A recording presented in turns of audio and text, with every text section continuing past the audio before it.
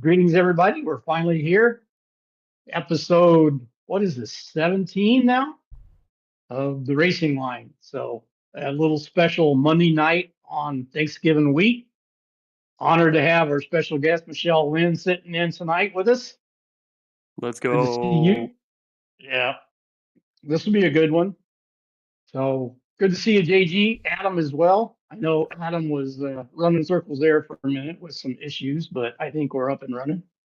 We are, and I do want to say something here. It looks like we're dropping frames a little more frequently than we were just a second ago, guys. So if you guys are getting some buffering, that's why. We're getting some network drops here. So just hang with us. Hopefully it levels itself out. If it gets really bad, please say something. We can stop the stream. I can go in and try to change a setting to turn the video quality down, and it should get working. All right. Thanks for doing all that, bud. Appreciate it. So we always start off. Oh, Antonio's already saying he's good. So we got Jason Greider in there, Russell Telker, Antonio. Good to see everybody in the chat. Ready to start some highlights, some reviews? Let's kick it off. All right. I think we're going to have a similar race today as Jason Green. Looks like he is off. The race is on, Ron. Self-special. Green grabs the green flags down, and the drivers are on their way. It's going to be Green leading them off into turn number one. Looking for Tulo trying to get moved on Sam Chapman, heading on because I wasn't there, corner. Stevie. That's he why. He wants to challenge his championship rival. He doesn't want another repeat. Of yeah, I mean, when you were practicing with us, yeah, you definitely showed a lot of pace there. Okay, all right, Jason, low blow, buddy. Green still leading it over Chapman and P2. But yeah, this track was a lot of fun. Very difficult to pass. At the moment, I think Jim Bruce Booster may have gotten a piece of that as well. And running wide nearly into the gravel trap, heading down. Yeah, and it was one of the weeks, one of the rare weeks I had a Saturday off, so I got to play with you guys too. Trying to go for the dive, heading down the inside of turn number 9. They're going to be side by side on corner exits. Going back up the hill, look at Tulo. He may get involved in this fight as well. Yeah, it looks like we have a pretty good front pack of racing here. We've already had a bunch of side-by-side. Really nice move from Chapman into that corner there. There's so much room on the inside and the outside to play around here, and I think we're going to have a lot of that today, Ron. A lot of side-by-side, a lot of kind of figuring out. I think I can dive in here. I think I can dive over there, and it looks like we're going 3 wide here. It was super drafty, but it wasn't drafty enough to have some good overtakes. That was the issue. The second, there goes Jimbo. That's what happened on lap 1. Jim bounced it to the second, blew up the motor. But looking at some side-by-side fighting with Chapman and Tulo, heading through into turn number 11 right now. Hey, Antonio, what's up, Zippy? Yes, I am Zippy, having pit road package again. Russell, Jason Grider, Guido, my God, there's a lot of people in here. Antonio, what's up, guys? Leading in the Spec 2 category is currently Andrew Love. As we're going to take a look at a replay to see the moment involving Russell Tulker that's taking a map. JP's being bullied by both Dan and Brian. Let's go back here. I believe it was Jason. And then Russ getting caught up in it. So keep your eye on the Spider-Man car. Saw somebody just have a little spin here, I believe. There's Brian on the edge of the track, and then Dan's alongside JP. Got a little bit of help there on the outside, and then unfortunately Spider-Man goes around. Jason and the rest has nowhere to go. Wheelie there off into the distance. So world has probably been to before. Atlanta Motor, actually, I'll say had a good turnout. What we have, like 30? Side-by-side fighting with Tulo and Chapman heading down in through turn number 6 right now. This was such an intense race. Every single lap we were battling. You can see how close we were together as well. Outside of this downhill, very fast section of turn number 8, he's going to put himself on the ragged edge of control, hanging himself out to dry nearly, but Tulo, he's starting to get a bit more aggressive now. Side by side, that is a beautiful saving up a beautiful exit coming out turn number 9, but he's going to be stuck on the outside line, heading through 10. Now again on the outside line through turn number 11. Unless you stick it strong through there, you're not going to be feeling good about your chances of getting that overtake done. He's and Michelle, feel free to add your input on these. My input is I'm glad I wasn't in this race to get hit by an anvil. Heading down to the start-finish line with about 20 When we get to the Formula Ford, or maybe it was the SRF race, I counted every time Ron said it. He got up to 5. Really? Out loud, I counted. Yes, we got to 5. Outside line of Tulo. Ron's a wizard. Hang through turn number 3 right now. Tulo really putting himself in some rough Sam positions, Chapman, huh? As I think we may have some more very good defensive driving from Sam. See, I only lasted like a lap and a half, not even a lap and a half, and he lasted the rest of the race pretty much. Looks like Tulo going to withstand that challenge for the time being, and now DeGas is going to look to get moved on. Yeah, he really had some great car placement. Yeah, that's impressive. Gone off the track. Ooh, what the heck happened there? And who was that going upside down? Dan Szynski having that moment. That was a wild ride for both. That was a weird spot to loop it like upside that. down as it came to blows, heading through turn number 6. Back to live action with Chapman and Tulo once again side Hey Flavio, how's it going, man? These drivers have not given us a dull moment at all. Really aggressive but controlled so far. We haven't had anything too crazy out of him yet, and it looks like he's really just looking for a spot at the same time trying to defend the green. There's just always going to make you look like a there's nowhere for me to go. Up on its back. So look at here Thor go outside of this next corner. Every time he tried to send it, it wouldn't pay off in the end. Looks like you just run out of room. The track for that gap to see if you can find it. I think Michelle said this. I can tell you that much. Watch this run. Jason Green is going to get a nowhere to go. Unfortunately, gets blocked there by. I was through that corner. I was way better than both of them. Yep. I just didn't do anything with it. If you go to the outside, it looks like it's going to work. Whoop! All of a sudden, it's not. So, man. Yeah, I mean, he said it. Pretty darn good race here up at the front. Wilkie was right on the ball there. Hammer and tongue, basically the entire looks like it's going to work, and then all of a sudden, it's back and forth. As we look like we had a lap car get out of the way there smartly and let these guys continue racing. We really don't want this to be. I thought Thor was going to spin here. Oh, yeah, he was rotating for sure.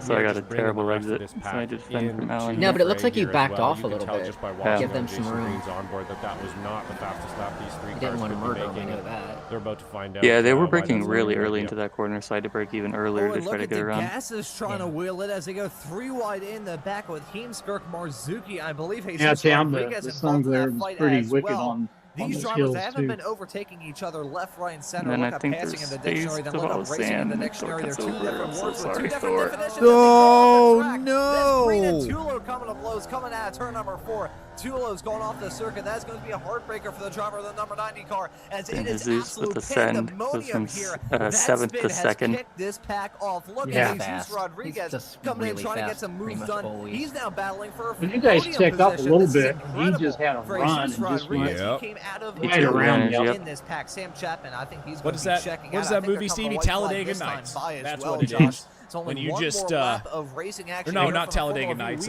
Days of Thunder. You go where the cars aren't, just hit the gas. Absolutely. It looks like he just found a sneaky little line on the outside. Everybody kind of got boxed up here. And there he goes. I'll take it on the outside then. Russ Telker saying JG2 just taking people out on the outside. So brutal, Russ. Brutal. Coming, and there it is. Eventually, it looks like Jason Green is going to make a comeback here, or at least attempt one around the outside. We know this isn't going to work into T1 though. Yeah, as we see those drivers winning margin was pretty big in this one, actually. Just a bad line. Stern, there's going to be a fantastic point save for yeah, Sam. Never terrible one for Tulo, but Sam Chapman, the all after Thor and I got together, he heading into that qualifying session earlier on. Sam, that was a great show. Puts on a incredible defensive drive. To take the checker flag. Who got it? Oh, Guido just barely got pipped by Jason. Season looking at a side-by-side fight for the Spec 2 win. Yeah, you can't really get somebody by the line. Just for the other draft, they have to really screw up the corner. But yeah, congrats to Ken as well. Absolutely. It's 2 wins in a row for him. Real quick here before we go through these results, Guido Marzuki here in the chat, and I hope we don't drop frames as I'm saying this. I am surprised. We all know you're Italian at this point. The fact that you know the difference between Talladega Nights and Days of Thunder tells me that there is a little bit of American in there somewhere, Guido, even if you want to deny it. That's all I'm going to say. But yeah, Sam Chapman, obviously from watching this, he had the defensive line the whole time. I mean, he knew what he was doing. And I keep looking over to this screen because this is where the camera is, so I apologize. But yeah, Sam, and then Ken Poulin, again, up there in Spec 2. He's starting to show up here at the end of the season, guys. Yep. Yeah, he's had 2 really good races back-to-back.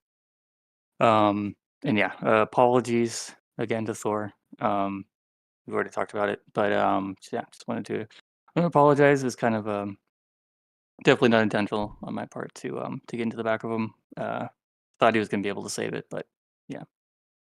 I saw what he replied to you though after you apologized in Discord, saying that like the fact that was like your thumbnail for the video made it all okay. Yep. Green car bad.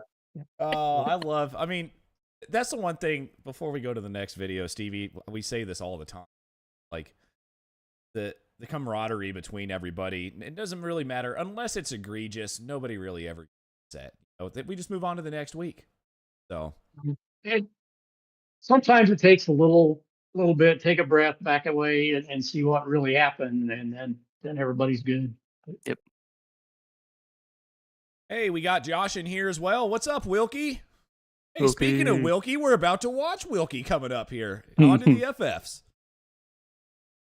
All right, get things up and rolling from the 11th race of this season. And it's going to be Ian Joyner and Julian Ditchburn, 2 Rain Masters, going to be occupying that front row. Started off with some light rain at the beginning of the race. Class championships, and they have doesn't look it, but it's light rain right now. The green flags at the drivers are on their way. Kane Lasky already blinking in, have existence, invisibility. Practice was like that, and then we go into qualifying, and you had semi-clear skies. I thought, okay, we've got a dry track. You get on the track, and it's no wet. I think there may have been an off-track moment a little bit farther in the back. Stevie Ray getting connected there with Jeff Jacobson, some aerial acrobatics very early on into this race moment, involving Gonzaga side by side with Wilkie, and then Julian Ditchburn going off the track, nearly giving those two the jump scare of a lifetime. As it was sideways. Looks like he was going to come back on that rubberized line. Things will get super sketchy. And speaking of sketchy, Jorge Gonzaga is back here in an absolute fight for his life. I think he got able to save it. And there goes Brad Cathcart around. I watched this one live, and I still get off excited into the about runoff this area, stuff. then it hit the paint and just goes spinning around like a top.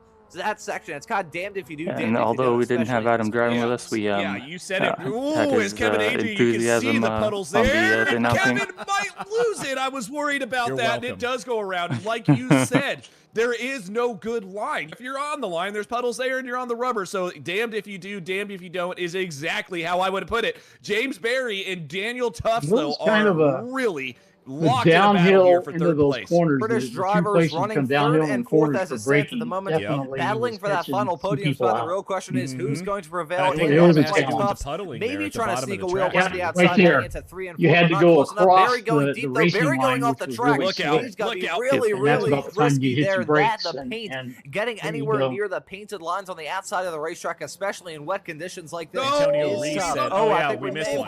Ron said vaporized track. Not doing too hot. Not so much alive on the track, and he's getting swamped up. There's Jeff Jacobson, and that was the incident going into turn 5, I believe.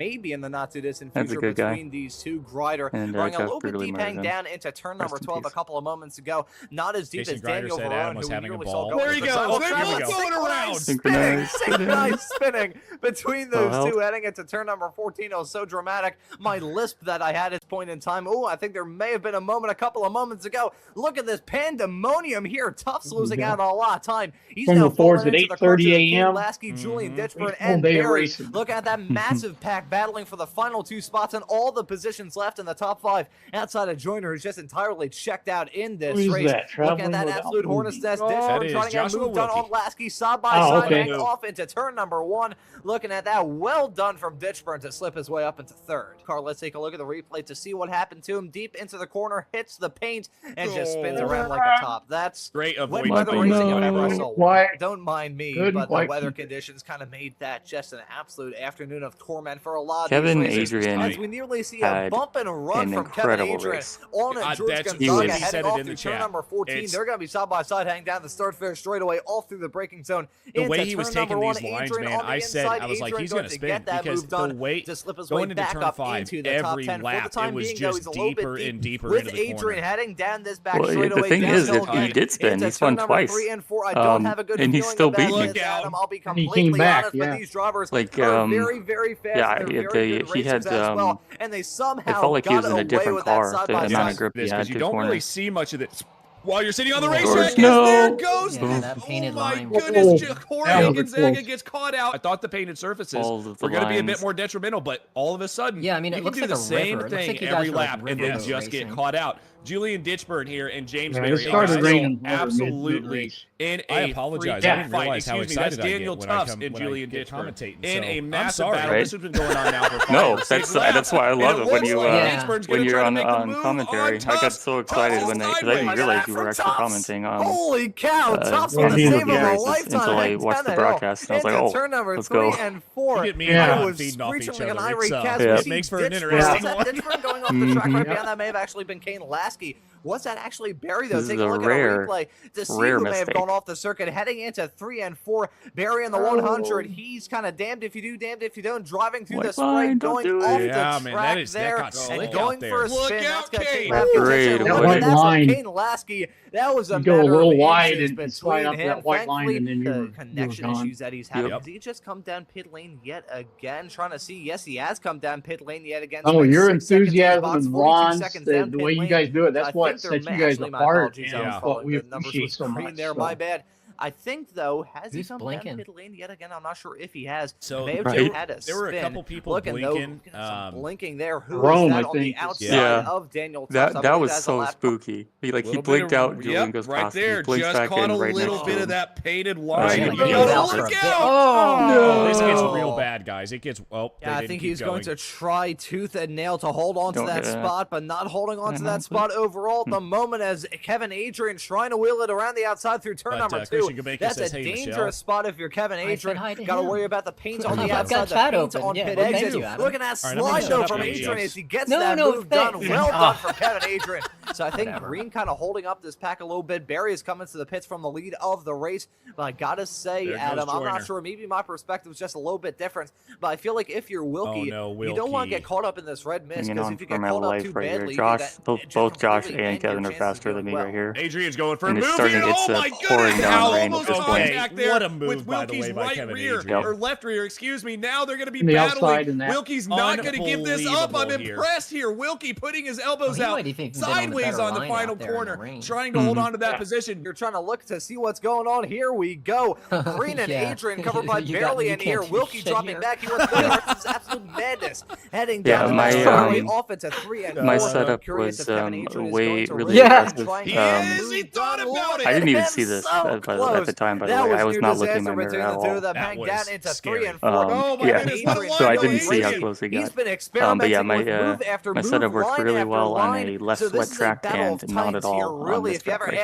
When it started pouring down rain. It's an immovable object. We've got these two. Adrian sideways, slideways coming out of turn number 8. Kevin Adrian still following Green, hang down into turn number 10 for one of the last times in this race. The checker flag out going to be coming around last time by 40 and Zoner. But at this point in time, this is going to be the fight that we have to keep our eyes on. But it's going to be an intense fight between these two racers coming to the end of this race. Kevin Adrian still running right behind Jason Green, going onto that start finish straightaway. Looking at this side by side, heading down the start finish straightaway. Don't think they're battling to the checker flag, but they are battling to the white lap. It's going to be Adrian in front of him, heading into turn number 1. There's 2 laps to go. My bad.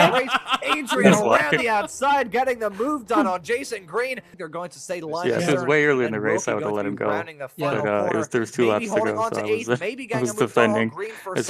Adrian going to finish, and then he just drove away. Those two guys line astern with Green in 7th. Once he got past, there's nothing I can do. We do not want David Attenborough. We want the real David Attenborough. Just because you guys are both 100% British doesn't mean anything. But again, oh no, there's some mounting going on now. Anyway, I'm glad we got out of that. Anyways, so to the results. Had to. Yeah, Ian Joyner, Stevie, we're gonna have to make another group, another class, and it's gonna be called the Ian Joyner class. And Ian Joyner is the only one that's gonna be able to be in there. This guy is so fast, week in, week out. So obviously, Holy Ian crap, Joyner. 10 seconds? Yep. Mm-hmm. Wow. Although that's that's actually not that much for a rain race. Usually it's I think last time it was like 20 seconds. So yeah, he's in another class, that's for sure. Yeah, definitely an alien. But yeah, I don't know. I think James can definitely give him a run for his money, as he did last week at or not last week, but when we were at Okayama, it was close to the last lap. Yeah. So yeah, him and James I think are in another level, and then I think Daniel and Julian are right behind him, I think. But yeah, again, great race by Kevin. If he hadn't had 2 spins, he probably would have been up there fighting with Julian at least, I think. So yeah, that's I didn't realize until after the race he had 2 spins and he still beat me barely, but yeah, he'd have definitely been on the podium. Yeah, no, great. I mean, Kevin, I mentioned it during the broadcast, and if you ever watch these back, man, whatever you do in the rain, keep doing it, man, because it makes for a lot of fun on the broadcast. But yeah, it's insane. I mean, Kevin Verstappen out there basically at this point. But yeah, Joshua Wilkie as well. Joshua, yep. You're in the chat. I told you this during the interviews. Have fun in S1, buddy. That's all I'm going to say about Joshua Wilkie. But yeah, Alan DeGasis, congrats, man. Great job. Obviously, Brad Cathcart back there in 12th, had a few positions behind him. But Stevie, I will say this about the rain races, that you keep the pudding in the Formula Fords. It makes for stuff like this. Nobody knows where they're going to finish because any slight mistake, you get punished so badly. Yep. Yeah. It's rain race is definitely a little different ball game. Yeah. So I will say this before we go to the SRFs. Before the broadcast started, Zippy is talking to us in the booth there, and he goes, "Man, we got to get Stevie. We got to take admin rights away from him because he's going to keep putting rain in every Formula 4 race we've got." No, I look at the real world forecast, and what you get there is what you're going to get. So absolutely, it's not up to me, guys. It's up to Mother Nature. All right, on to the SRFs. And some more interesting. Here we go. Coming around the final corner, you're going to see that iRacing Porsche pit car peel into the pit lane. Now, I would assume Alesia's going to wait till the last possible moment to go. No, completely different. He's already gone. I think they're already going green. He did not wait for the green flag, and there they go. Antonio Reese sitting there. Jason Green already trying to get a move done around the outside. Already 3 wide and already carnage in the back. Yeah. The start was a little wonky. Absolute mayhem coming down to turn 1 is exactly what you expect to see. Everybody needs to pick their line and get one out early. Get on the brakes early. You know that it's going to turn into a parking lot here. We got 3 wide coming into turn 1. This is not a good spot for Joshua Wilkie. 3 wide. He might get turned there. No, everybody holds on to it. Unbelievable racing. Look, see, turn 1, Monza, lane, possible. For that lap. 6 spots. Oh, more trauma, more although second chicane, not so much. Bunch of dirt that kicks up, and then there goes Lasky. Lasky gets turned after a great start. This is not what you do when you spin. Oh, yeah. Like stewards are not going to be happy with he that. Didn't touch his brakes at all. No, that was like spin up as well, but everybody's still going. That number 28 car has seen better days at this point. But Bobby West was pretty quick in practice and in qualifying. He's not afraid to get his elbows out to get moves on. I'm going to pause this here. Jason, we just watched your line, and I think Randall or somebody mentioned that off track there. You don't get that off track there, do you? Or do all 4 tires have to? No, I got an off track there. Okay. That was a mistake on my part. I understood off the track. And he might be. So we'll see if Green gives him a little bump on the rear to push him down the straightaway further, or if they go to fighting. No, he's going to move the outside. That's going to be inside. These guys, they're going to lose contact with the leaders. They don't care. They're going for it right now. Wilkie up the inside, 3 wide. Well, the problem is, on the outside of the 2 wide. It's all right. Wilkie decided to leapfrog as well. Yeah, 2 by 2. Well, he had a better run, so I saw he had a better run, so I looked it out of it, and I was like, okay, Josh. Sorry, Randall. Please nail this. I'm so excited. I love Monza, but so we yes, could catch it looks up. like Pleva and But luckily Reese they looks were, like I think, someone's around super going slow through turn 1, ahead of but us, that so doesn't we matter caught right up in that now. corner. Reese back in the lead from Pleva. Speaking of Look S1 at this, drivers, man. This is going to be a 20-car pack by the time this is over. They're 4 wide, 2 wide. I mean, I'm not saying that to be mean, Josh. I'm just saying really fast. We're able to get full fuel service. That should definitely come on this season. But we'll keep an eye on that pair. Normally, see, that was wild there. A pit strategy, Pied Piper. Yeah, I think I talked to Josh about it. He just didn't notice that Kanan got in the quarter wrong. Or not Kane, Hayden. Oh, the contact there is. Gladwell is going to go too much. Bump draft pushing too much. A little bit too much there. You can't see it from that angle, but Tom also was trying to back out of that. He's just got to hang out, but it looks like Gasper's going to be thinking about something here. Nope, he is now up into 9th place, decides to make that move on Dorelli and still moving, but let's look at the front. Looks like I was going to say Josh is up there. Wilkie decided to finally play nice. He's just hanging out in line. He may know he's got a little bit of damage as well, just trying to get it to the pit lane. And since then, he's really upped his game and just kind of left those guys. Somebody else in the background is off. We got a couple cars all off of the there. chaos. Marco Pinero is going to have another Gaspers as well. Or David. There were three separate let's see what incidents happens there. here. We're watching David Gaspers right now. He's on the inside. Pinero one, just there's turns one in behind, on him. I think And then Flavio Pinero just pushes him out. So this is there's one car in between Yorgmani, well, 2 cars technically, in between Yorgmani and that Masters win. So he's going to try to dispatch here Paulo Brime. I figured he would. Now, does Paulo give him the room? The question is, does Paulo try to go to the inside here? This is a dangerous move. Mm-hmm.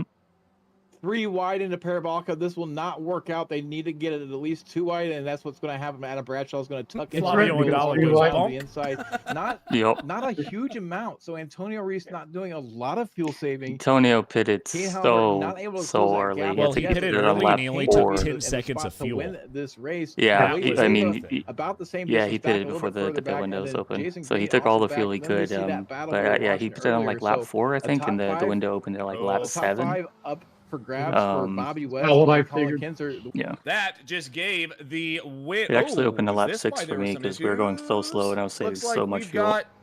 Oh my goodness. Yep. This that just gave Wilkie back the S2 lead. Josh and so Wilkie back in the S2 lead. We'll have some three more SRFs coming into this fight because Green right now is doing everything he's got to do to get to the back of play. But Halliburton has now passed Reese because Reese is in the pit lane. One move. He might be trying to make another one here on Bobby West, but Bobby West sucking up to the back of Jason Green. What's going to happen here? Is West going to go to the inside? He is going into turn 1, 2x2, final lap. It looks like Wilkie's going to get that done, and Kinzer I was also on 9X here. Going to have the 1-4X, I would have gotten drive through, so I had to play super safe. Playing it very, very smooth here, trying to get to Brime. Brime's off the track. That might be a slowdown for Paolo Brime. Yeah, he must defend Ascari here, and he needs to come out of the Ascari with the lead, and then he needs to defend the white line all the way over to the right. He's not going to have the lead of that group coming out of Ascari. He's going to be third in line. So that's going to put Bobby West up there with his step. You say I did like the podium. That puts Sergio Dorelli in a good position. Bobby West needs to defend that white line. He needs to be all the way over and not give a sniff of the inside, and that's not what he's doing. Here comes Dorelli. He's going to move. This was unbelievable. He's going to have the inside line. And Wilkie, look out though, because Kinzer's not done yet. Kinzer's absolutely not done yet. We're going to see how they go. We'll see it. It's so easy to do something like that, or we'll see in a second another one. And I'm guilty of it too. I've done it so many times. Inside, not going to have enough momentum there. Kinzer going to cover him off, and it looks like Dorelli's going to come home third. We got a drag race for fourth, 3 wide. And it looks like Bobby West. That was right just now, timing. Wilkie and Brime in a battle for the Spec 2 win. Going into the final corner. Oh my gosh. No, Wilkie gets it wrong in Parabolica. So easily done. Back. Adam you always think you can break really late for that corner until you break slightly too late, and then you're just done for going to come out with the Masters win. Paulo Bram going to come out with a Spec 2 win. What a fight here at the end of the race. We're going to see they're 3 wide. Wilkie's going to jut ahead. Yeah, the back end just come out. The back end washes just a little bit, and that's all it took. Correct for some oversteer, overcorrects, and it's out into the watching it live at the time, you thought that somebody had touched, and then watching it back, you could tell. Yeah, I've pretty much I've done that so many times as well, and I talked with Josh afterwards about some different strategies there for saving the car. So hopefully it's not that bad of a result next time if it happens again next time. But yeah. Real quick, we've got. He didn't know he was racing. I was going to say, yeah, we've got Wilkie here in the chat saying he didn't know he was racing for first. That doesn't help your case at all, man. Like, I can understand if you know you're racing for first here, Wilkie, but you're not. You didn't even think you were racing for first, and you still got it wrong, buddy. Come on, be better. I know you're better than that, Josh. Well, he knew he was racing a particular driver, and he really wanted to beat that particular driver. So I don't think it would have changed too much, Josh, because that was the same person you were racing for first as too. But yeah, congrats. Obviously, Kane Halliburton. He got the pit strat right. He kept the car clean, and that's all it took in this race. Just keeping it clean. And I am actually surprised. You can see those top 2, the gap there, 4 seconds back to second, and then another 3-ish back to Sergio, and then it just gets nuts behind them. Yep. Yeah. Usually, it's not like that at Monza for these cars. It's usually a photo finish for the win. But yeah, that incident earlier with when Marco and David crashed, as well as a couple other people, that really broke up the lead pack, and then everybody pitted at different times. And one of the guys that started from the back. No, he started around where I did, I think. So I think Jorgmani and David Gaspers both started from the back in this. And man, I thought David Andre did. Stevie, you did as well. Yes, you did. But I thought David had a chance at that win. I know. It wasn't really my intention to do it, but that's the way it played out. Well, Andrea Favini. Go ahead. Sorry, Jason. Andrea Favini started in 38th. So yeah. Up 31 places, another one. Wow. Another great drive from him. I don't think he's 0x because I don't think anybody 0x'd it. We actually had like 3 DQs and so many drive-throughs. So yeah, Monza took a toll a little bit. Yeah, absolutely. But no, I mean, great. It always makes for a great broadcast, and every week. is a great broadcast. But everybody, pants back on. We all get to see our faces now, so here we go. Oh, no, we don't get to see our faces because I moved everything around. So we're going to move this back here, move that back over there. I apologize. Wow. But, yeah. Seen behind the curtains. I know. Yeah, like literally. So anyways, I want you guys to know real quickly, I'm looking at everybody over here on this monitor, and I've got to look here right now for my camera because I think Stevie, Jason, and Michelle all know the amount of crap that went down before this broadcast. But we're here, and we're live tonight. Thank you all for joining in. Joshua, everybody, Guido. I'm not even going to respond to all you guys making fun of me at this point. It's not even worth it. So, Stevie, you got some points for us. Yeah. Well, there's the podiums all the way around. So, Formula V, Sam Chapman, great job. Jesus and Jason Green pulling up the bronze. Ken did a good job for Spec 2. Andrew Love, Brian Stasinski back up there. Rudskogen, Rain shook it up. Ian Joyner checked out. Daniel Tufts, James Berry come through. Joshua Wilkie, as we talked about, the machine in S2. Bill Walker, Daniel Verone pulls up the bronze in that one. Masters, Alan DeGasse has had a great race. Brad and Antonio brings up the other two. Monza, as you guys just saw, Kane Halliburton checked out. Alice Plava was out by himself. Sergio Girelli was out by himself.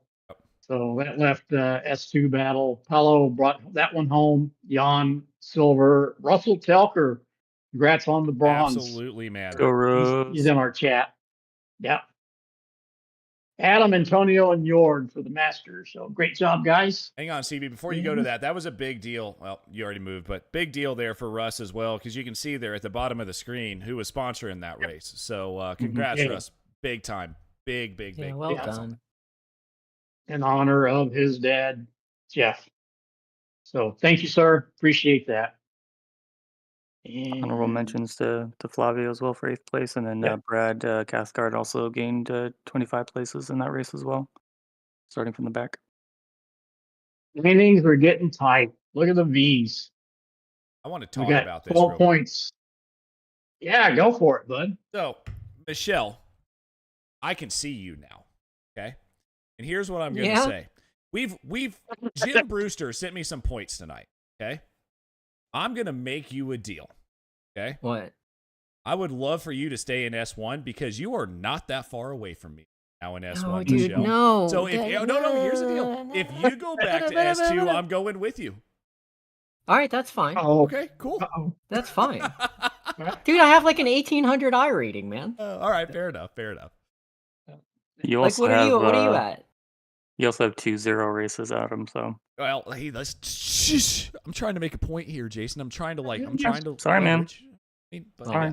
No, it's. By the way, I'm only 2K, Michelle. Okay, so just saying. Okay. But anyway, right. sorry, well, Stevie. I'll go lose some. All good. But yeah, it's definitely tightening up at the top. Jason's pulled into the lead now. I think this is the first week, right, Jason? Yeah. Not the way I would want to take the lead, because it says me being the one to spin outdoor. Yeah, that's right. So, yeah, sorry again. Yeah, but it's tightening up. Guido's sitting there just watching you guys. Oh, he knows. Spec 2. Look at that. There is a tie in Spec 2. Dave Fitzgerald, Andrew Love tied, and Brian is not far behind. So these are going to be a good battle. From Jim Brewster, I got some messages from him. Yep. And this S2 battle is going to be one to watch for the next couple weeks. It's because of the drop weeks and the way things are shaping up. Brian has a serious chance to get to Andrew and maybe even to Dave if Brian has a couple good races. Although Andrew also has 2 0 races, and Dave has no 0 races, so Andrew will get full points on his next two races. Okay. So Andrew could pull out a sizable lead in the last couple if he's there, depending on where he finishes. So, but Brian has 1 0 race, so yeah, I think it's down to Andrew and Brian. Moving over from the Fords, Mr. Barry on top of that one by 66 points. Yep. Michael McConnell and Jason there in third. And again, a note on James's. He also has 2 0 races. Yes. Oh. So that lead is going to be massive by the end of the season after the last few races. So if he can make them, yeah, he's going to get full points like you say in the last 2 races. Yep, you guys won't. Yep. Also, a huge shout out to Michael McConnell. He's been having a fantastic season so far. He also has 1 0 race. Quiet, very quiet, yeah, but just always quietly, but like super consistent. He's been having so he has 1 0 race, but his next lowest points finish has been 70 points. Yeah, which is crazy, absolutely crazy.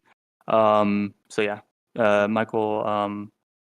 I don't think I can catch Michael. To be honest. Zippy here in the chat especially as well. in my form right now.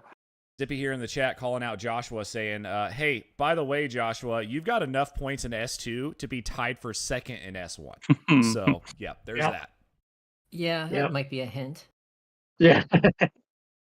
As you see, Josh there, Bill Walker, Paul Jackson's, I'm guessing he's got several zeros. So. Yeah, I can look that up real quick. Yeah. Although Jim has a different points total for Josh, but yeah, Paul has a 1 0. Yep. Yeah. And then Jorg and Brad Cathcart. And then Jim Brewster, I'm guessing, is missing a couple races as well. Yep. Marcos, his points didn't change this week. He's kind of maxed out. Yeah. Jason Jason and Bobby increased their points by a little bit, but that's where the race is going to be. Yeah, Bobby and I, he's got a slight drop week advantage on me, but it's only by like 3 points. So my lowest race right now is 73. His is 70. So yeah, it's going to come down in the last 2 races. What has to happen in those last 2 races for that to? We podiums, I think, is basically whoever gets the most podiums. I think we'll take it. That's pretty much what we need to improve. There you go. Again, Wilkie on top of the Spec 2. As you saw, he was in the lead battle in that race for quite a while. So he's ready. Although Brame and Paul Jackson rounding out the S2. That could get close because both Josh and Paolo have 1 0. Although Josh does his next biggest or next lowest races, he's got a pretty big advantage there. But anything can happen. Don't get complacent, Josh. Suzuka's a hard track. You should practice it. And Josh did mention that too. He said it still goes on to next week, and he said that in the chat as well. Yep. Masters, you got Tom and Brad are only 10 points apart, and Adam's not too far behind there. So yeah, and Adam, he actually got the Masters win, I think, at Monza. Yes. And he's been the last 3 or 4 races. He's had some strong finishes as well. So he's bringing it. Yeah, he's and he's got the drop week advantage as well. He's not going to get full points, but yeah, he can definitely make up some ground. So yeah, that's gonna be really close, probably like last year or last season. Good one to watch. Masters usually is pretty good in that one, pretty close. And real quickly, guys, now that we're looking at these standings and we're talking about all these drivers, I want to mention something to anybody that watches this. If you have not joined the Slow Motion Broadcasting Discord yet, please do so, because we are not getting the interviews at the end of the races that we should. So we want to make sure to get those interviews to the drivers that are winning races. So please make sure, if you haven't joined SMB yet, to do that, at least just for the interviews after the race. 100%. Yeah, sometimes we have to, if they're in the Discord with us during the race, because usually we have maybe half the grid on Discord with us, which is incredible. Just to, like going on a tangent here, but yeah, it started out. Yeah, that too. But like just like during the race, it started out with maybe, I don't know, 6 or 7 of us, hanging out on Discord, and then then more people saw us in there and then kept joining. And at this point, I think we probably had like at least 20, maybe 25 people in Discord with us during the race. So it was, it's always really cool. Before we get to Michele, Stevie, Jason, are you happy I wasn't there this weekend? You didn't have to bleep out nearly as much stuff as you normally that's true. would have had. Oh, I mean, I'm not sure if I had to yet. I haven't gotten a chance to edit those yet because I had to work on the highlights for today. Yes. I'm not saying shit. Oh, see, I literally. Whatever, I give up. There you go. I know you've had a mute for me. So. Oh, for sure. Yeah, when you for the V's when Adam and you are there. I mean, it's jeez. Oh yeah.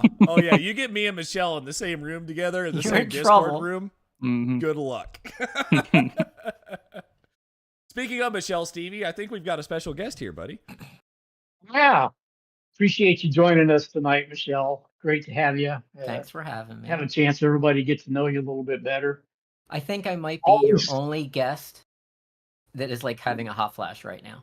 So that'll be a first for the Raycing Line. Yeah, I'm like melting. But go ahead. Sorry.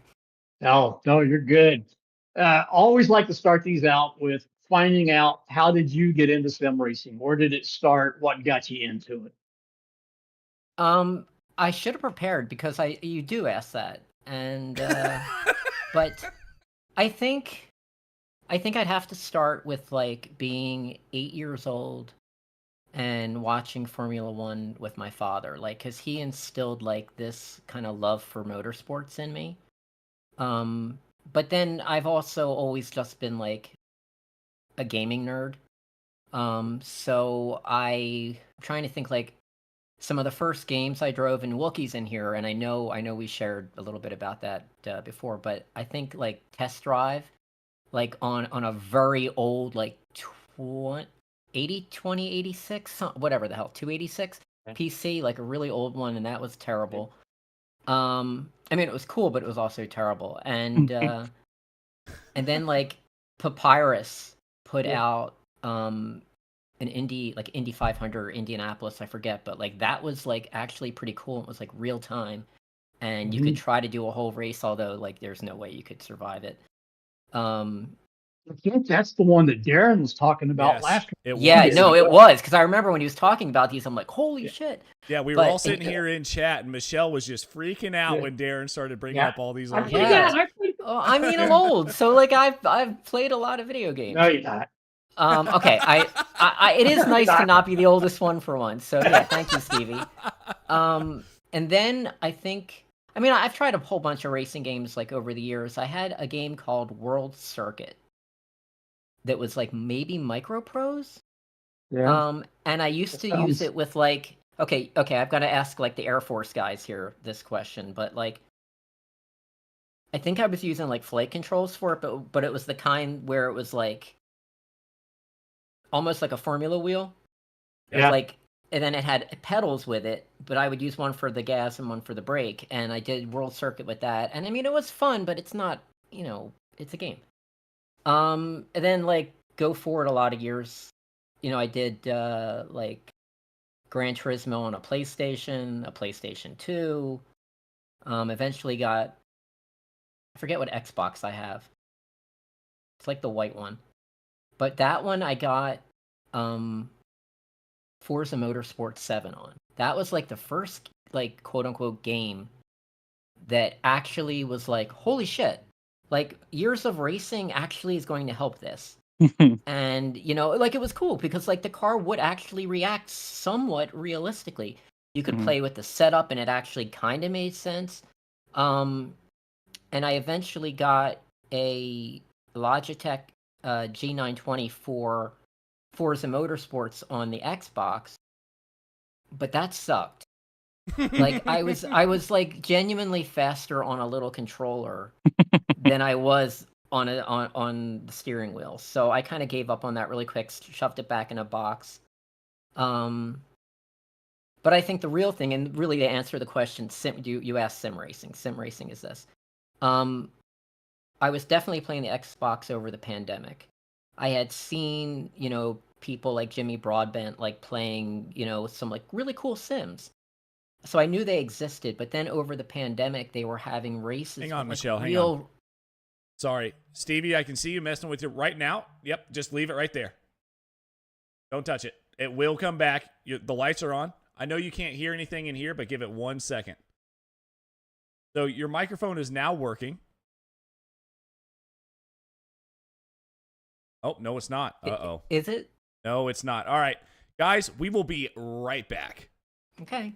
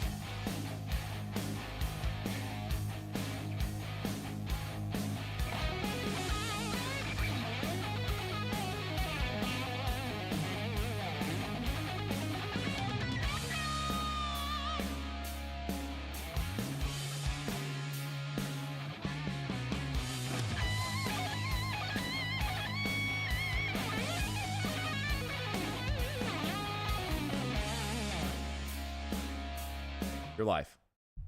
Okay, so we're back. I think I'm back. We're all back. All right, so I think I left off with the pandemic, that wonderful thing.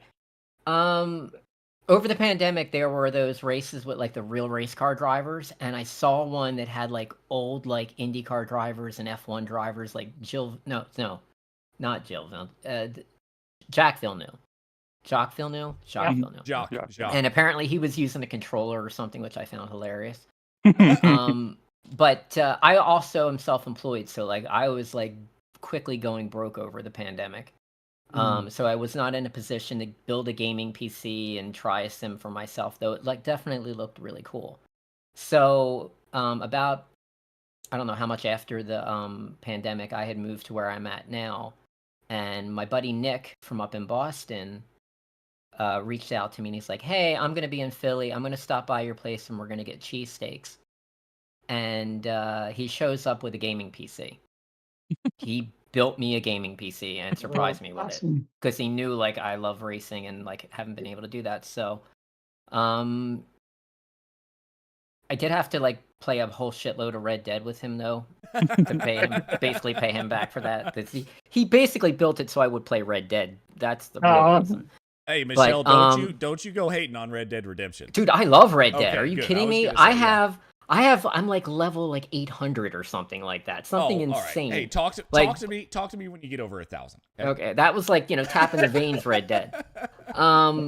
But then I also then finally, this was only last September, so September of 2023, I downloaded iRacing and I hooked up that Logitech that I got for the Xbox, and holy shit. Yeah. Like, I started in a V, and it reminded me so much of my old Formula Junior, like a cross between the Junior and the 356 probably. But like, it actually felt like, maybe not real, but like, I knew what the car was doing and I could respond to it, and it was just amazing. The brakes were horrible. The Logitech brake is like, that was a nightmare. So I've heard people using that clutch pedal on those Logitechs instead of the actual brake pedal on it. Clutch pedal had a bit better feel. I didn't, but what I did do is I set it up so that like when I had that brake like fully depressed on the Logitech, it was only like 80%. Yep. Because otherwise I just kept locking it up. But then, so this is still last year, 2023. There was a Black Friday sale, and I bought Fanatec CSL V2 pedals. It's with the load cell. I'm still using them. I love them. Atta girl.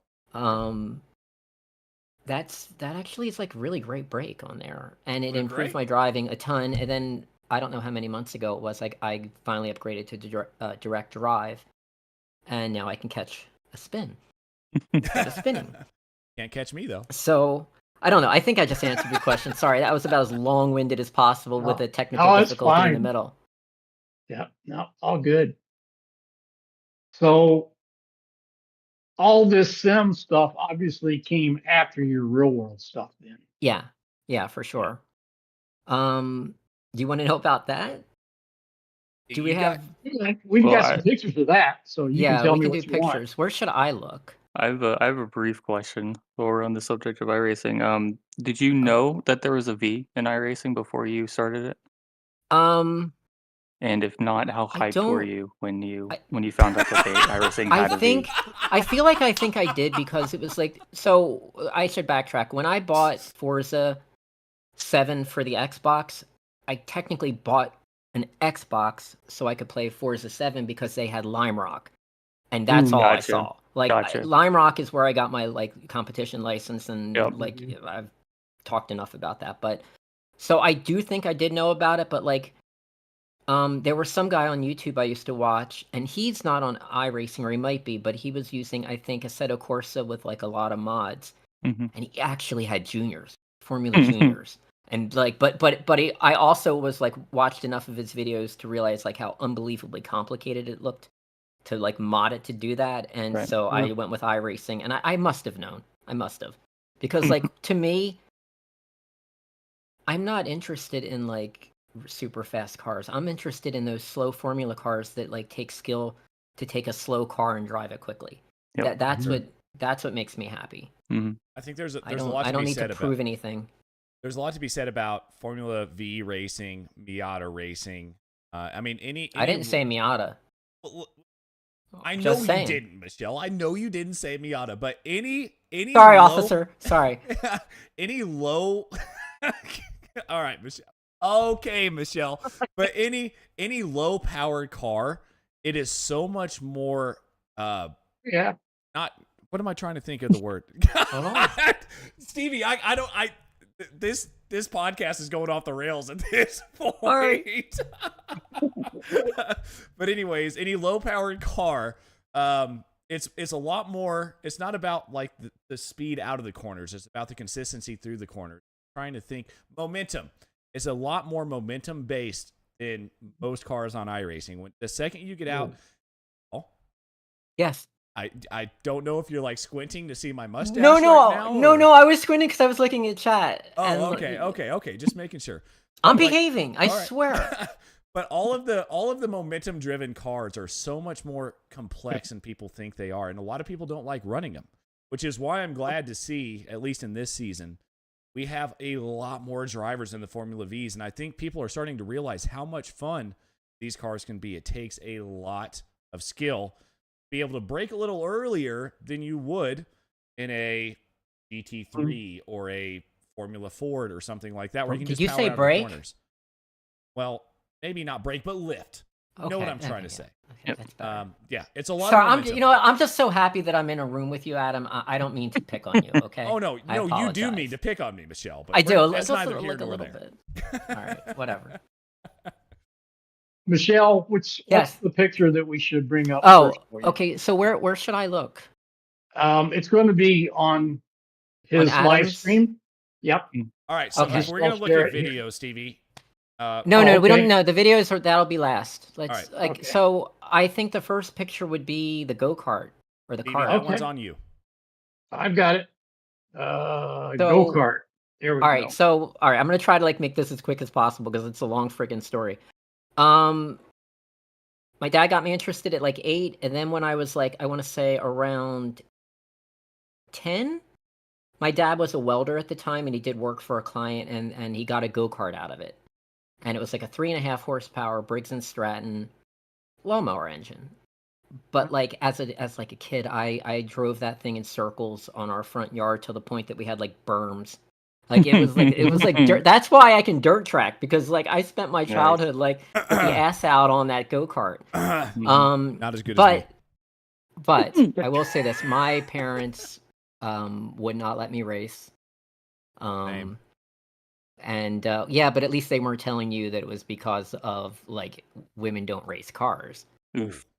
So I had to wait till I was 21, and when I was 21, I actually did C-Stock SCCA autocross in a little white Miata, which was the first generation Miata, the A. I don't remember the names of those things. But I had Bilstein shocks on and an exhaust, K&N air filter, and that was all you were allowed to do.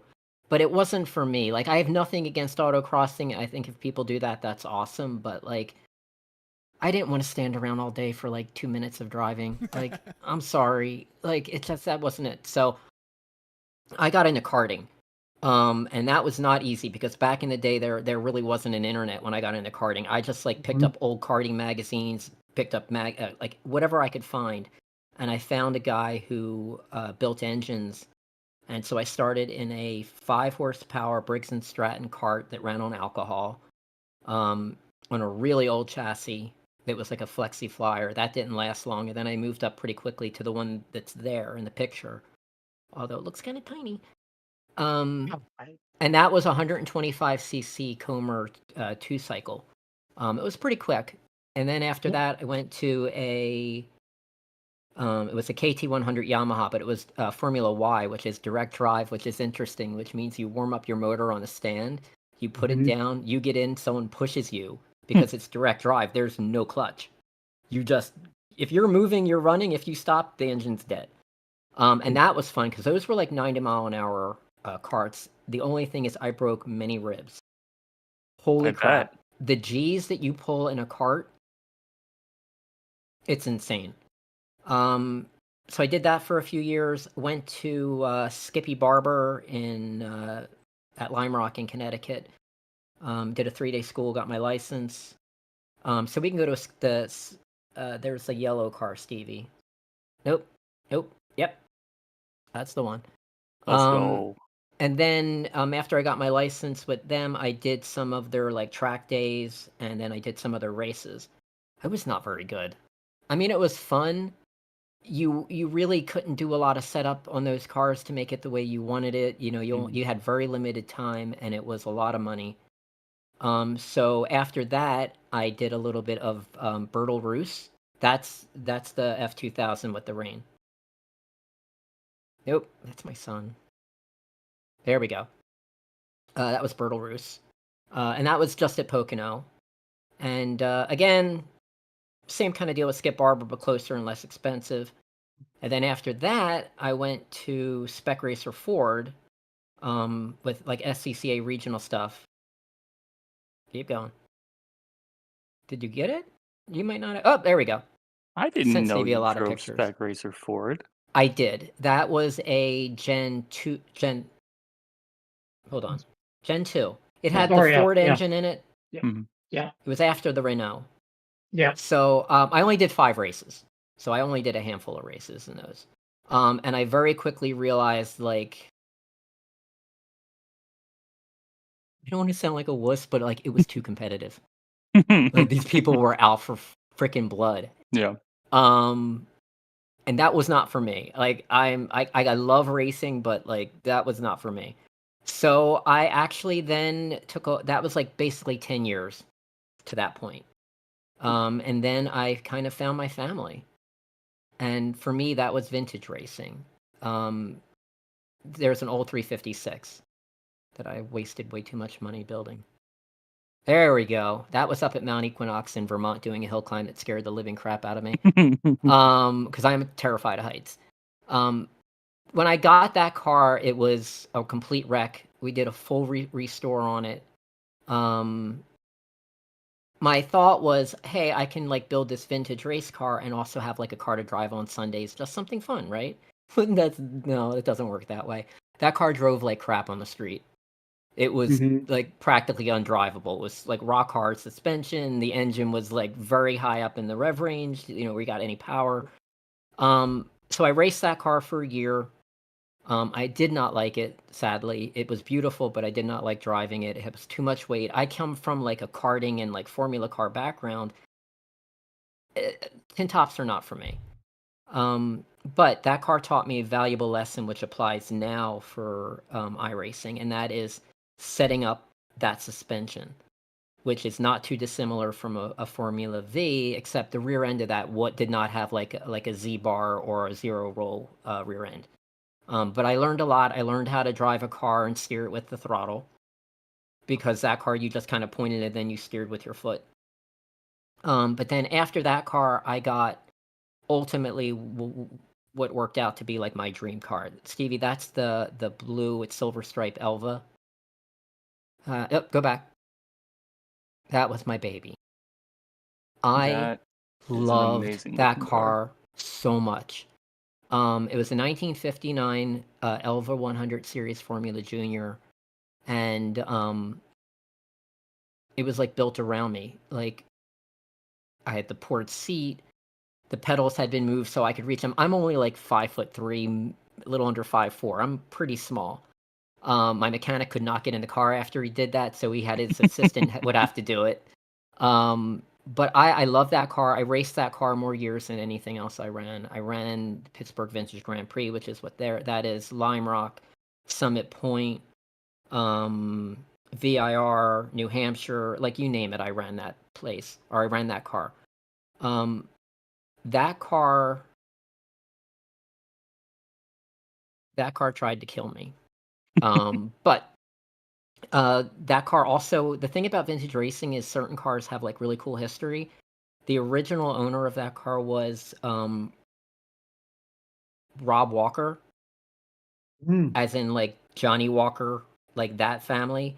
Augie Pabst was its first driver, as in like Pabst Blue Ribbon, because like back then, that was 1959. It was like a rich man's sport. Sure. But it had a really cool history. And then I'm gonna get confused on years, so I maybe won't use years. We were pushing that car, and this is a car again from 1959. Formula Juniors were never built to be strong. They were built to be, very light. And that car weighed 850 pounds and had about 120 horsepower on little skinny tires. That's a lot. That's incredible. Drum brakes, although like a V, you didn't really use the brakes that much, but it would be fun to complain about how bad your brakes were. All right, but now we get to go to that video from Pocono, Adam. Okay, Michelle, I need you to hang with me here. As you know, we've had some technical difficulties getting in. Yes, officer. So, so what I'm going to do real quickly here, I'm going to have to pull up your video, and I'm going to need the chat, hopefully, to let me know. I'm going to have to do some things here in OBS to get this video to work. The one thing that we found out, by the way, in chat, and Stevie and Jason know, we can't share videos on Riverside because it is super duper laggy. So we're going to have to figure out exactly Okay. I mean, do you think you can do it? If not, I mean, you don't have to show it. Oh no, we'll show it for you, Michelle. I'll do anything. We need to wrong one. For sure. Okay, so this is the wrong one, wrong but you one. guys can at least see it, right? Yeah. All right, so here's the deal. I'm gonna try to put some audio. Do you want audio, or do you just want the video? Video is fine if you can't get the audio to work. Yeah. Let me try one thing here for the audio, and we'll see if we can get the audio working.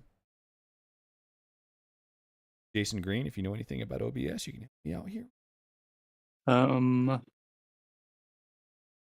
Application audio capture probably. Is it the very top one? Yeah.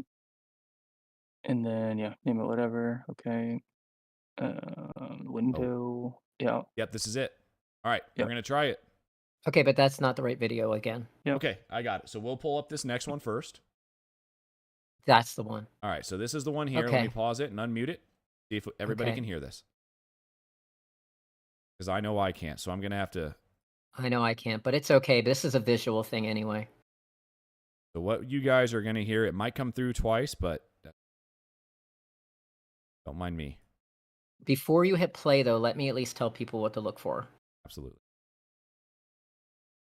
But honestly, although it did sound amazing, that car, they are missing out. But we can post a link or something.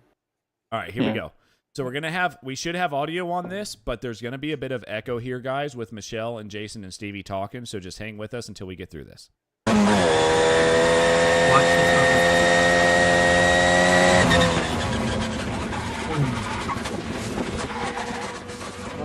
Now, mind you, I'm heading towards a wall here. But I got it under control and even pulled it up behind the wrecker. So yeah, wow, terrifying. Yeah, and then 15 minutes later, I almost passed out because I realized how close I was to biting it. All right, so we're gonna let me try to refresh this here and see if we can get. Here we go.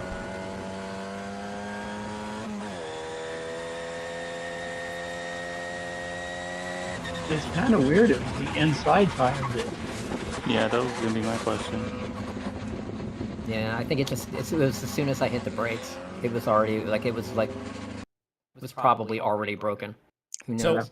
So Ron Ons was obviously in here a while ago, but he had kind of the same issue in the cart. That outside tire just went on him. Exactly how does something like that happen?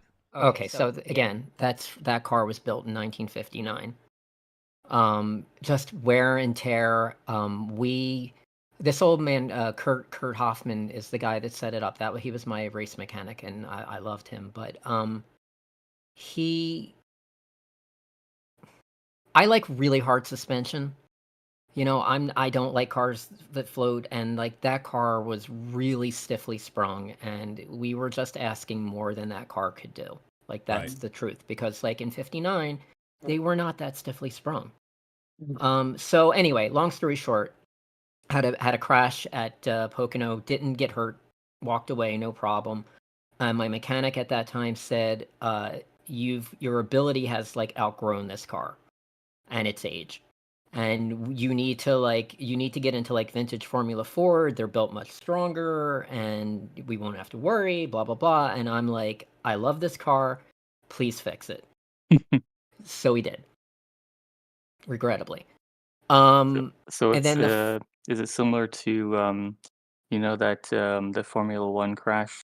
I think it was at China, where the F1 car hit the brakes and both of the front wheels flew off. Oh, that was no. I mean, basically, Alonso. Okay. I didn't send you the picture, but I have one. So that lower A arm, the lower side of it, just came the attachment point. Just everything went. Just right under the bottom of braking. The second you hit it. It just let go. So there had to have been some type of stress point that you guys didn't see, or a fracture or something that caused that. Yeah. So then Kurt repaired that, strengthened both sides. And then the following year at the Monterey Historics, which was a really expensive, once in a lifetime thing I was going to do. It's a big deal for vintage racing. And I didn't even get to race because it was actually on one of the practice days. And what I'm telling you now, I'm telling you because of what people told me. I don't have really memory of it. I have some flashes of it, but I couldn't tell you like exactly what happened, other than the other side collapsed at the top of the corkscrew. Oh, yeah. And I didn't get to turn left. I apparently like went kind of straight into the barrier, and I got really hurt. I was in an induced coma for 10 days. I had to get titanium wire in my skull. I got really hurt, and when I woke up, I had tubes coming out of my head for drainage. Like, it was nightmare fuel. So at that point, my mechanic would only repair the car. And again, this is like once I was out of the hospital, but my mechanic only would repair it if I agreed to sell it. He would not repair it unless I sold the car. So he repaired it. I sold it to a man in Sweden who, as far as I know, could still be racing it today. But it went over to Europe and to race in their vintage stuff. And I know he put even like a crazier engine in it too. So then it took me almost a couple of years. I was going to get back into racing or not, but I didn't want to like quit racing from that kind of thing. Like like get back on the horse. So I did get into Formula Ford. I didn't send you a picture, but if you want to pull up the Merlin, the blue Formula Ford, you don't have to pull up the video yet. In fact, I don't even know if we need the video, but we'll see. Oh, we do, Michele. We do. Why? Just because you can see me like have an accident again? No. Not like, okay. See, we're trying to get deep here, and then I just broke it. So No, it's okay. So the first car I got was a Royale RP16. I bought it, did some work on it, didn't end up racing it for financial reasons at the time. That is, that's a sick looking So that car. is a 1977 Merlin Mark 30. That car handled great. Like, again, Kurt helped me set that up. We had that thing just dialed in. It was perfect. It was perfect handling wise, but I didn't have the kind of money that I had when I was racing the Elva. I didn't have my marketing job anymore. So that engine in that car was tired, to say the least. And I'm running vintage racing where like the guy whose trailer that I would share and paddock with, he was running friggin' like carbon fiber push rods in his car. I apologize. Brian Szynski in the chat, by the way, Michele just said woohoo for this one that's on screen right now. Yeah, that I like that car a lot. So yeah, I got into Formula Ford racing. I was still racing with the same vintage people that I was racing with before. So that's like the same families, the same people you're paddocking with. And like when I see Brian's videos of them at the paddock, like that just brings back like great memories of paddocking. But so I raced that car for a few years. Did okay. I did win the Jefferson 500 in that car down at Summit Point. Where is at Summit Point? Okay. Summit Point, yeah. I won the 45-minute enduro in that one. That was a long race. The thing is, like back then, like those cars, the steering wheel is really hard to turn, and I'm like not that strong. So like I would get tired and like start making mistakes. But I raced that car for a few years until we get to my last race, which is that other video. But Adam, if you can pull it up timestamped, because you were pulling it from the beginning. And we only need like the last minute. All right, so I'm going to pull it up straight from your thing here. So guys, I'm going to bring it up and pause it real quick. So hang with me. There we go. That's right. All right. So. Okay, so let me lay it out. That was the New Hampshire Vintage Celebration and my last race. Again, the car handled great in the corners. I was trying to stay up with the pack of Fords that sports racer, because Formula Fords and sports racers, and you guys all know, like multi-class racing, you share the track. The sports racers are much faster on the straights, not so quick in the turns, and I could not get by him.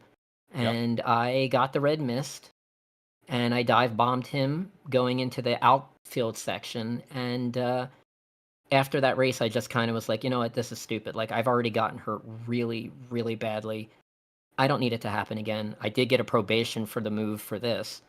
But that was just my last race. I decided to hang it up. But we can, we'll play that and then I'll tell you the rest because we're almost done. All right. So, and Michele, real quickly, I do want to say that before we move on with this, I'm glad to see, I think a lot of people, at least me, would like to see. That red mist that you still have, even in iRacing, what it takes to be a race car driver, right? You've got to have some type of fire. You have to have passion. No, I want to drive more like Jason Green and be calm, cool, and collected, and not like let my emotions. Listen, I've heard Jason Green get pissed off. Okay, he's calmer than I am. How's that? All right, so we're all gonna shut up, or we're gonna watch the video here. Okay. The audio is terrible on this because it was a very old GoPro.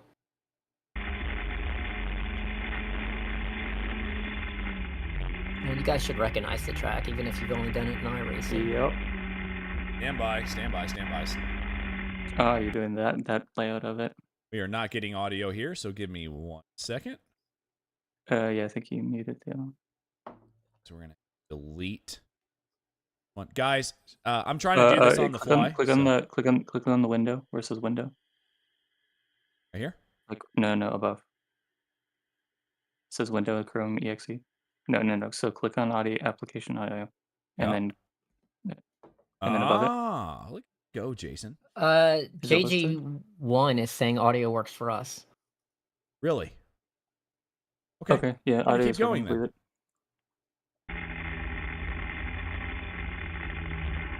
Trust me, you're not missing much sound-wise with this either. It's an Elva?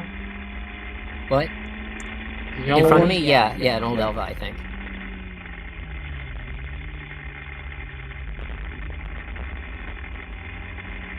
So, well, I mean, you click another lap, but it's fine. Leave it here. But you can see, like, in the corners, like, how much quicker the Ford is. And you can see him killing me as soon as he hits the throttle.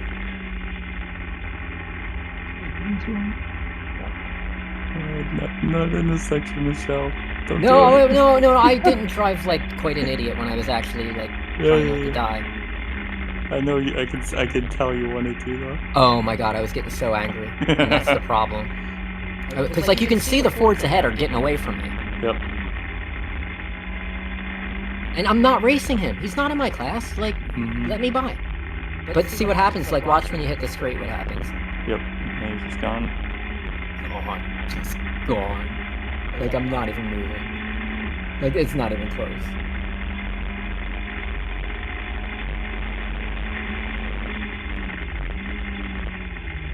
Yeah, it's very similar to... It's coming up. And after I spin, just watch, because you can see the car bump, because he does hit me, actually. You just can't see it on the video. I dive wrong. This is so stupid. Well, that's not a dive. That's not a dive. Oh, no, it is. It is. Coming up. Look how far ahead he is. Oh, you dove. That part, yeah. Boom. Oh, he hit you. Like, yeah, he hit me. All right, so we're gonna go ahead and pause it and try to get all of these sound settings. I feel like. Yeah. All right. I think it's this one. Hey, Jimmy Broadbent. Yeah, we're gonna just. Oh no, what have I done? Please no Punterino.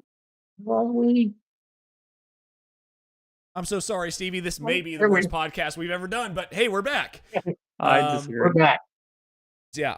Okay, so yeah, I hung it up after that, and I don't know if it's like my personality or what, but like when I stopped racing, like I had friends that were like, "Hey, come on up, we'll let you take our car out and this and that," and I took them up on that opportunity once, and that's when I got to take a Formula V around Summit. It was my friend was getting his son started and got him an old vintage V, but I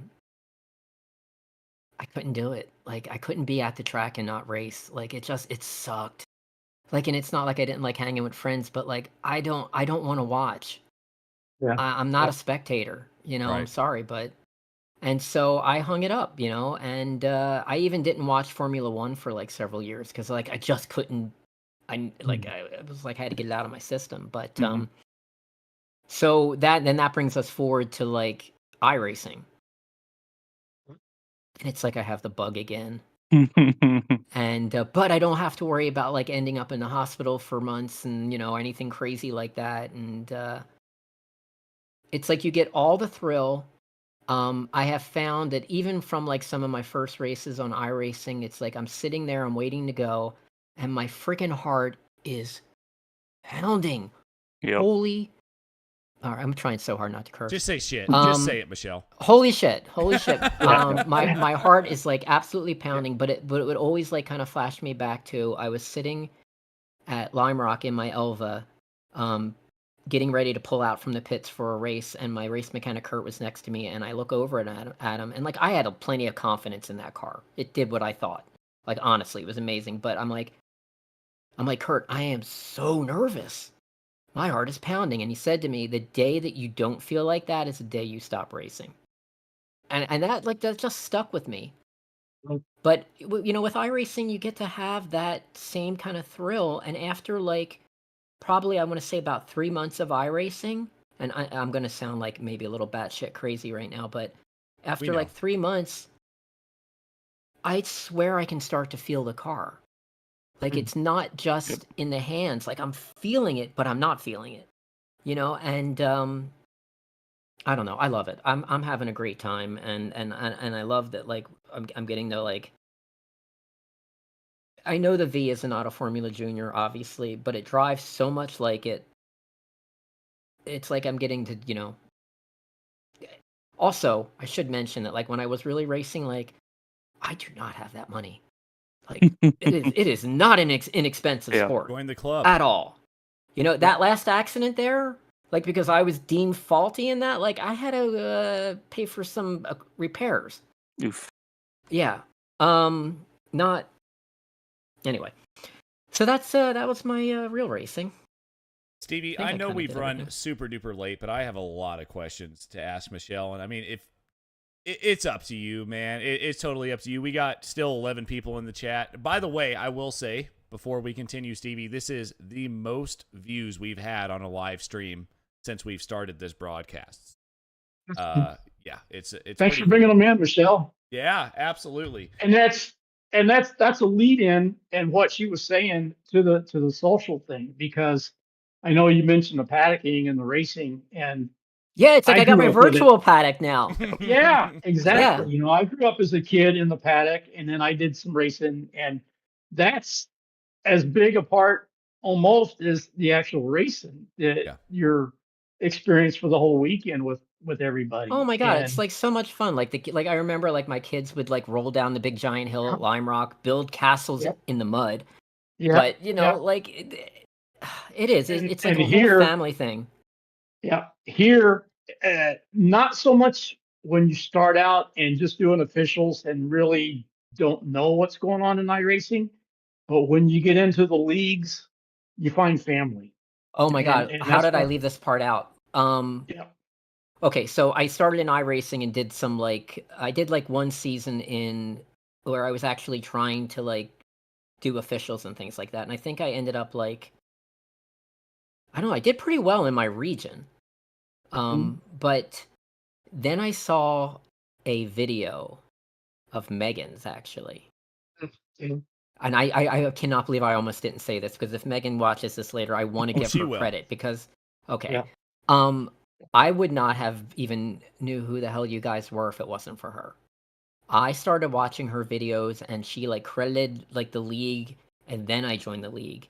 But if it wasn't for her, I would not have found my new virtual family, or my new virtual paddock.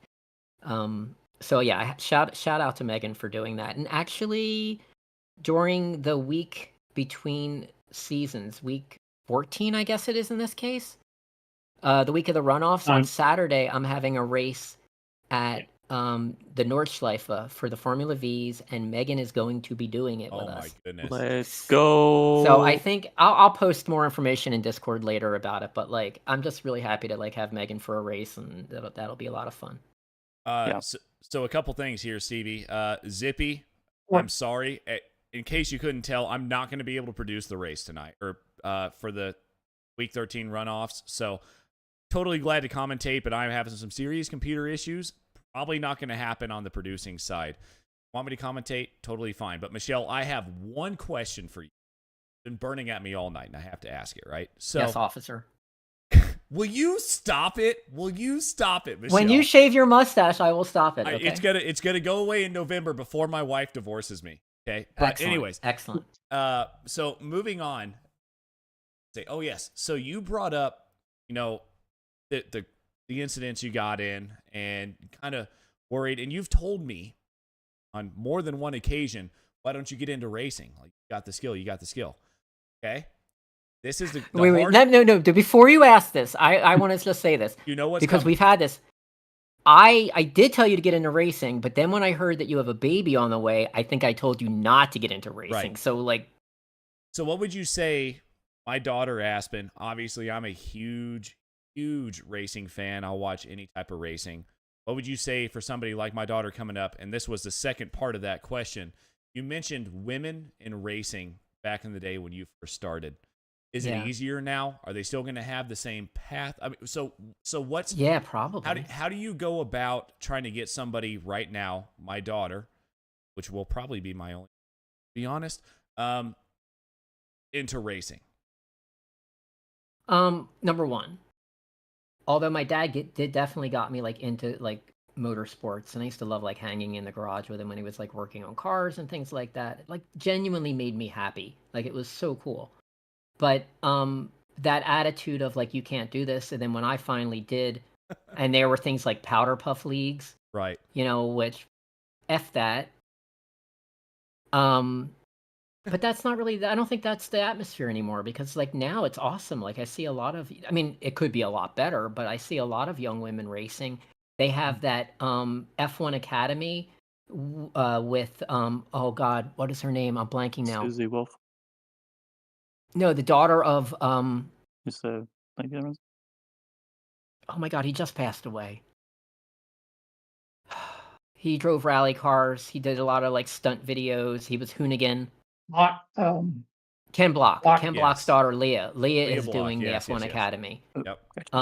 So I think that there's definitely like better ways to get into it now. You have the internet, so there's like, it's like things I think that. I mean, like, I didn't have the skill to be a pro, so that's one thing. But like, at least you can like get into like, you can go SCCA racing. Sure. I don't really think that there are limitations. The only limitations are really maybe placed on by like your family or whatnot. But I think if with anything in life, if you want to do it, you just have to friggin' do it and put everything towards it. Like with racing, when I got started, it was like the more I learned, the more I understood how much I didn't know. And it gets like terrifying, especially like suspension setups and trying to communicate to your mechanic what you want the car to do, and then eventually learning yourself. But like, you change one variable, it changes 18 other variables. And, it's a lot to learn. So it's like full send, full commitment. And if your daughter wants to do it, then be there for her and help her do it. If she doesn't want to do it, don't push her into it, Daddy. See, that's the problem, Michelle. See, and this is, I think, where a lot of parents come into issues, and it's not just racing, it's anything. They want their kids to do something that they weren't able to do due to any type of reason, right? But like, it's the one thing that I don't think I could do now, because first of all, I work on airplanes from the 1990s or the 1960s that I got to fly on. So if my wife wanted me to also go start racing, speaking of divorces, she might divorce me before I die at that point. So there are a couple of very dangerous things that I do in my life. But you also have like that financial thing going on, because like, kids are expensive. Don't say that. Don't say well, that, you need Michelle. to know what you're getting into. Okay. All right. Anyway, sorry, Stevie. Now we're getting off track again. Your life advice. All right, let's take another call from our viewers. Okay, and what can we help you with today? Yeah, absolutely. There have been a bunch of chats here during this broadcast. This is the most chat I've ever seen during a broadcast, so thank you so much, Michelle. We've got so many people in here, so take a gander and answer any of those questions. I know up here a little earlier, Michele Lynn mentioned, while I was taking a break, about a paint job that he saw, and he said to get with him if needed a paint job. So that was one of them. And then a bunch of questions about your old. See, I like having like a really crappy, like, I just have solid purple. I don't want stripes. I want like just like plain Jane. Like, this is the car that like I'm running because I don't have a lot of money. You know what I mean? I don't, and also like, it's dull dime. That's not shiny dime. All right, hang on, Michelle. Yes. I got somebody that clearly has a question for you. So. If it works, I get. Oh my God. trying to see what it says. Hang on. Can you hear me? There you go. Go ahead, Daniel. I can't hear him.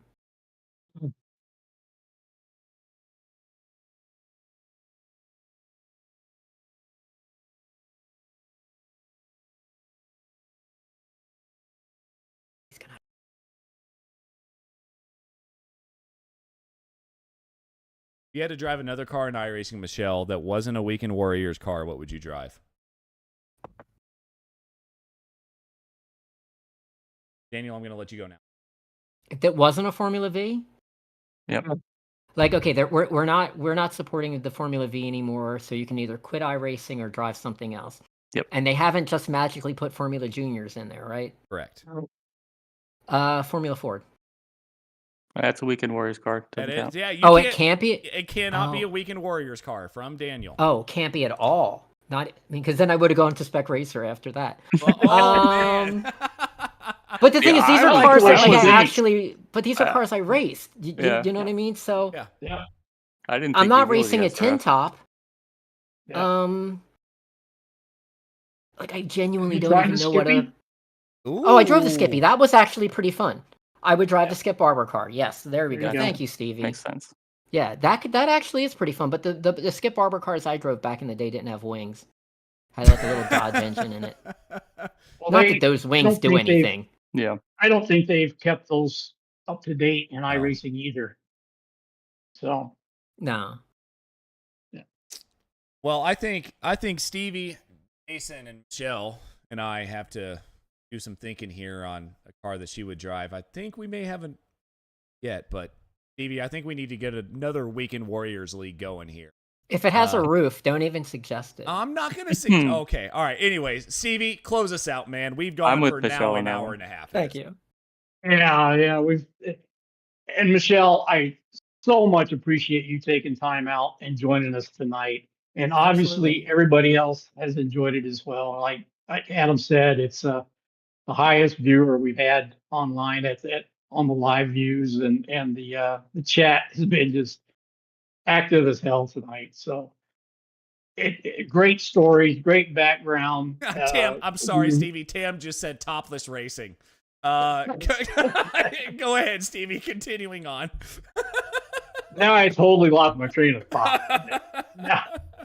Now, and I can say on behalf of all the Weekend Warriors, we really appreciate your help and support of the league, what you've done for us, stepped up and helped admin, helped set up the Formula V leagues. I can't be there on Saturdays, so Jim was running it, and now you're there. So super appreciate your efforts to really I say something step about in. That? Sure. So when I started with you guys, like the Fords and the Spec Racer Fords were getting like all the attention, and like we'd have like a small field in the Vs, but like I thought the Vs were the best. They are. I don't know. I think they are. But so like I could either drive you crazy about getting it bigger, but obviously your hands were full. So it's the kind of thing where like if you want something better, then step up and help out, you know. And I think that goes for anyone in our group. If you want to help improve, then just step up. That's all. Michele, I will say something. I think when I started talking to Stevie, I found that Formula V league immediately, and I'm telling you something like. I pushed that Formula V league so hard at the beginning, and I am so glad that it has worked out because it needs more attention. The Formula Vs may be very old on iRacing. They may not update them anymore, but they need to. They need to add more disciplines as well. They don't need just a rookie class. Push it up. Yeah, no, I D agree. Class. Like there are things. No, make it like a C class. Exactly. Like seriously, like make it advanced. Just like they do with Miatas. Yep. Exactly. Yep. Yes. Open up the suspension and they don't need to update the car. Like again, I was a vintage racer. That's where I found my love. Like that car can stay exactly as like don't mess it up. Yep. But definitely give us something where we don't have to like jump in with like rookies and then get frustrated and never want to do officials.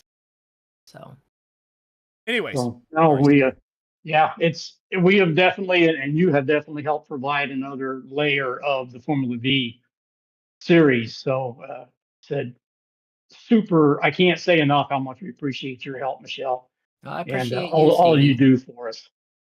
So, and just speaking more on the Formula V League, I had run that several seasons ago, and then I stopped for a couple seasons because I had a conflict. But in between me stopping and then starting again this season, just the culture and the community of that league completely changed. Not to say it was bad before; it was still, it was pretty much like an extension of the SRF league, kind of.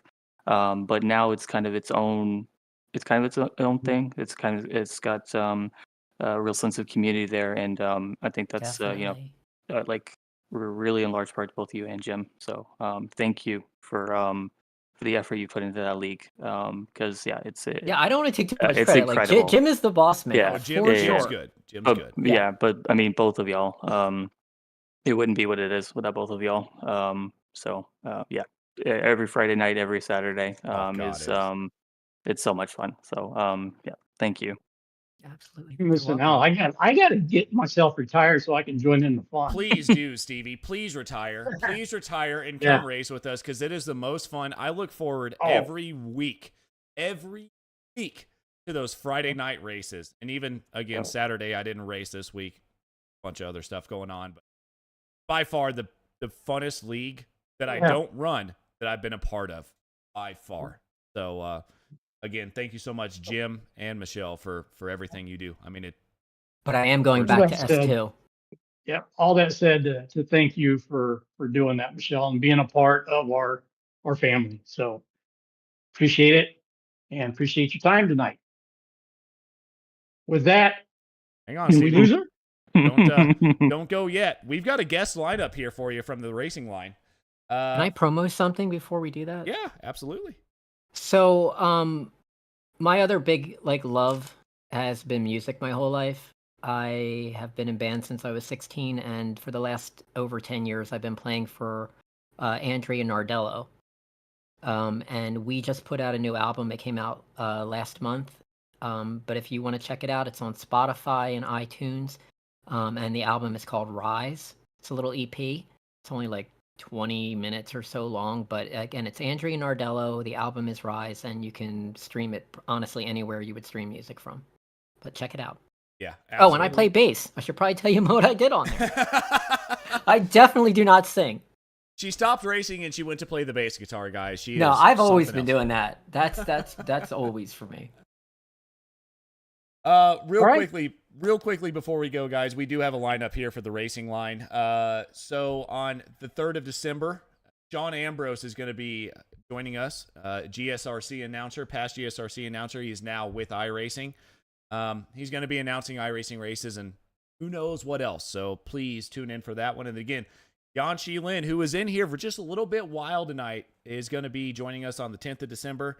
Weekend Warrior member, does great things for the Weekend Warriors. He was part of Slow Motion Broadcasting there for a couple weeks as well, Stevie. So that is on December 3rd and December 10th. And an incredible driver. I might have already committed the 10th to somebody else. I got to double check that. So Yonksi might be sliding to the following week. Okay. I do believe Mr. Edgar Sancinelli. Oh my goodness! How do we forget about Edgar? For the 10th. Yeah. Let's go. Yep. I got to double check that and talk to Yonksi. So this is why Stevie is the host of the podcast, and I just sit here and look pretty. So I'm sorry, Stevie, about it. No, that was all on me. So, all right, guys. Anything else? Any last minute words? Don't give us last minute words because we're going to continue to talk, Stevie. Get us out of here. All right, guys. Once again, Michele, thanks. JG, Adam, great. Couldn't do it without you two. And we'll see you next week. Have a great Thanksgiving, everybody.